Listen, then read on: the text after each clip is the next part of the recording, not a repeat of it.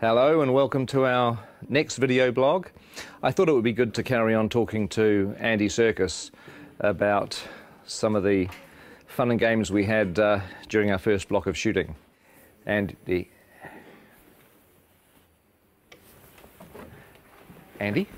where is he?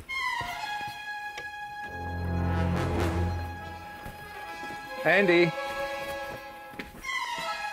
What is this place? This isn't Wellington. Where am I?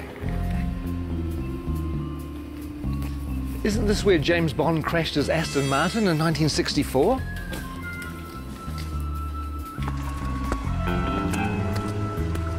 And isn't this where Red Grant trained to be an assassin at the beginning of From Russia with Love?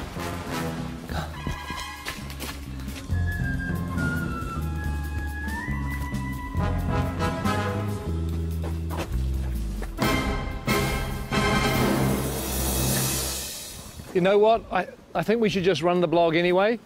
So what we did is we asked cast and crew to tell us a few of their favourite memories from the first 3 or 4 months of shooting. So please enjoy that and I'll go figure out where I am.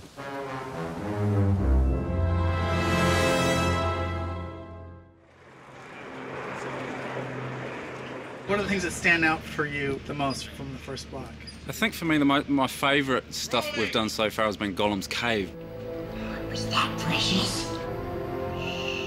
The way that Pete did that scene, it felt like I was watching a play. It was sort of like you could just sit back and watch these amazing guys do their thing. Him and Martin together were fantastic. It was really cool. Trying to get back into the head of Gollum. I don't know if I ever told this, but it felt like kind of doing an impersonation of a character that I'd played.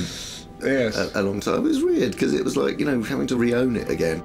Yeah, it was pretty cool. It was a nice way of starting. I felt sorry for Martin because he was suddenly thrust into having to find the character of Bilbo and have to deal with you for a whole week, going at him the whole time. I mean, it must have been a bit intimidating. Blazes and splashes. That's a meaty mouthful. Yeah. It's going to be a good movie. Check it out. After 2 years of, oh my God, when are we ever going to shoot this film? We had 13 dwarves and a hobbit. We might have had a wizard as well. And suddenly, it's real. Seeing the sets were like amazing. That was true. I mean, coming to Bag End for the first time and walking through. That was our first day, wasn't it? It was, First day on the job. That was amazing. Can you name them? Name the dwarves. Ori Dori Nori, Biffa Bobba, Biffa... Biffa Bomber Boffa, Ori Nori, Nori. I can never remember. See, that's the problem. You can't even remember who they are. You have Philly and Kelly. There's Thorin, and there's Loin, and there's Oin, and Dwalin and Balin, and there's Biffa, Boffa and Bomber, and then there are the three Dori, Nori and Ori. I think that's it, isn't it? I think so. 13 Dwarves is one of the reasons why I dreaded The Hobbit and why I really didn't think I was going to make it for such a long time. But the irony is it's turned out to be one of the joys of the film. Oh my God.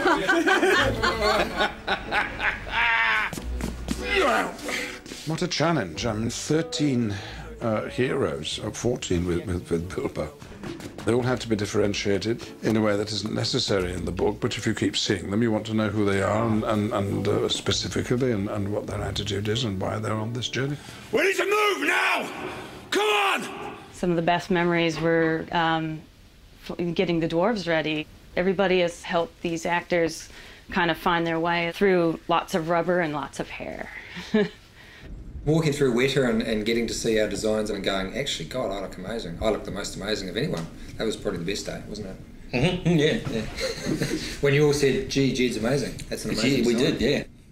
Some of them actually looked pretty bad before they got into the prosthetic. Some of them, in fact, for some of them, a prosthetic is making them look better, to tell you the truth, which says something. Mark Hadlow, for example, springs to mind. I have this lovely bit down here, and then this moustache that comes up here. I look stunning. Actually, look, I should be in centrefold. One of the things that quite early on we discovered was that Mark Hadlow likes to dress up in costumes, mainly sort of military type things.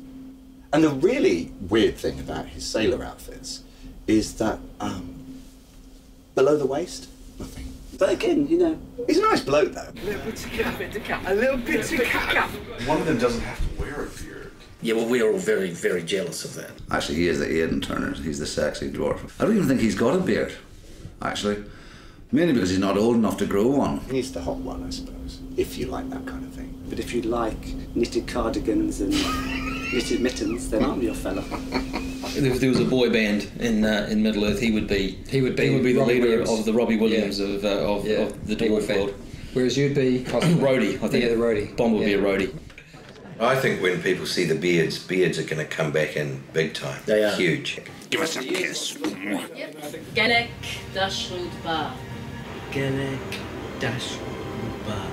We've all learnt a bit of the dwarf language, Cosdor, so we all have a kind of selection of words to fall back on, curses and battle cries. And when we speak Dwarvish to each other most of the time when we're on set. Okay, here goes. And Peter can guess what it is, and then I'll tell people. Caused Belcour.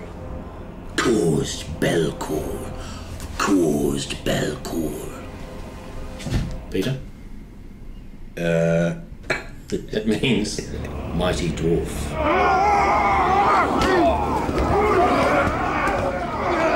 We had Troll Show. Well, you got to do all the fun stuff in Troll Show. Yeah, we did.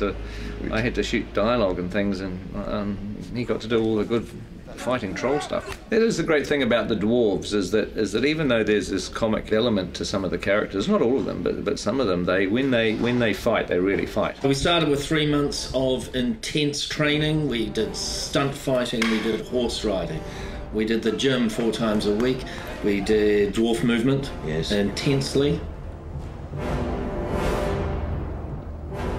They were trying to get us to a point where they could actually kill us and bring us back from the dead, kill us, bring us back from the dead, all the CPR and stuff like that, because that's what it'll be like on set. They did it by breaking us down. Yeah. They did it by essentially reducing us to the absolute amoeba stage and then building us up again as dwarfs. We've come through it as better dwarfs, I feel. I do too. I know that William's discovered his inner dwarf. I have. Well, we all have, actually. It's a frightening thing, but this is the job that had to be done. If I could say key moments in Block 1, arriving in Rivendell and meeting Elrond and dining at his table, it really feels like you're stepping into Middle-earth. There are some who would not deem it wise. What do you mean? You're not the only guardian to stand watch over Middle-earth. I remember it now, but later on. I love working with Hugo and Kate back in Rivendell again. That was fantastic. Hello. Welcome. I still can't quite get over being on set with Ian as Gandalf and then, Kate Blanchett with Galadriel and Hugo with Elrond, and you just feel like you step back into a movie again. It's kind of weird. Is this a new one? This is different. Yeah, different one. High points really, I think, was getting Kate Blanchett with a long train. God, Kate, that's beautiful. Who that is? They're all going to want one. Just don't ask me to walk anywhere. One of the things that I like is that we're getting a little bit of the music into the movie too, the songs. Tolkien wrote quite a few songs for The Hobbit. I got to sing a song. You want to hum a few bars for us now? Oh, it's a classic song. It's after sort of Cole Porter, Gershwin, that type of thing.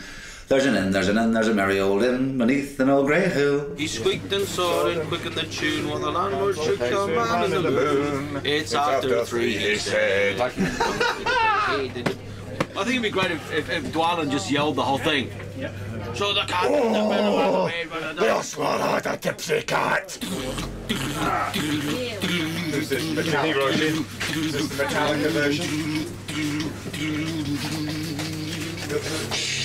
Who is this? That's the Metallica version. Well, I'll be singing at the Oscars is a different matter, but hopefully some people might sing it in the shower.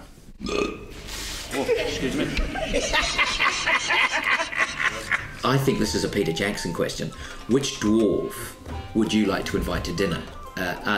Well, I wouldn't invite any of them except myself. I'm afraid that the table manners aren't of the best. But you get your fist when you do that! They would not want Biffa over for dinner. He would be like the bottom of the line. Ori, because he'd be very polite. Excuse me. Well, it'd be me, obviously, because I'd cook. Stephen Hunter does pretty well with a bad table manners. He just eats so much. Have you seen the size of him? I mean, oh good lord. He's enormous. I tried to talk him about cutting down his cholesterol and his butter intake. I don't think you'd invite Norrie because he'd steal all the silverware. You'd never invite Graham McTavish because he would sit there and glare at you and show his forearms all night. Dwallin's a real warrior. When he parties, he goes completely mad, like so many Scottish people. Here you go! Well, the words kettle black calling pot come to mind. I don't think you'd invite any dwarf to dinner, actually. I wouldn't have them all together, though. Not 13, maybe a couple at a time. Special person to meet here, John Rhys Davies. It was fun on one of the days that we were in Bag End with the dwarves that John Rhys Davies came to visit. Oh, yeah? And it was great to introduce him not only to Gloin, who's his father in the story, but also to all the other dwarves.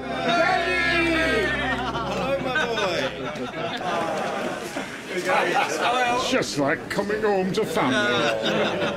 I predicted what John would say, and he pretty much said it word for word. I could just imagine, you know, him saying, "Oh, you poor bastards." that's pretty much what he went on to say. You poor buggers. When he gets you running up the hill in full armour, you'll enjoy that. But you are going to be spectacular. And you'll be chased by women all around the world. but only if you're in costume and makeup. Okay. All right. We've been here since January the 13th. So what is that, 5 months? And we haven't even scratched the surface. Who are you doubling, Pete? Hey, I'm doubling Stanley Kubrick. One of the biggest moments was when we all put our gear on and we all stood together, sort of looking around at each other into the characters' faces. To stand in a circle and look at the guys that were going on the quest, I got a real tingle up my spine. Lovely, thank you, that's terrific. I think we can check the gate on that.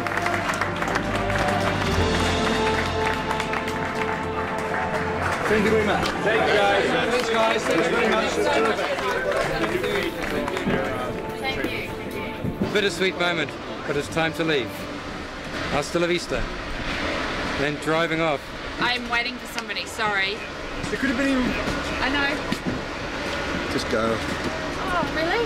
Yeah, just go. We've had enough. Go. Are you wrapped? No, I'm not wrapped. They're keeping the good people. Okay. Oh, hey, Go again, we'll go now. Hey. Okay, we'll go now. It's a bittersweet moment, but it's time to leave. Hasta la vista. Well, I hope you enjoyed that. I don't know whether there'll be any more, because I have to find New Zealand, which I've lost. I think it's over here. Who is that odd little fellow?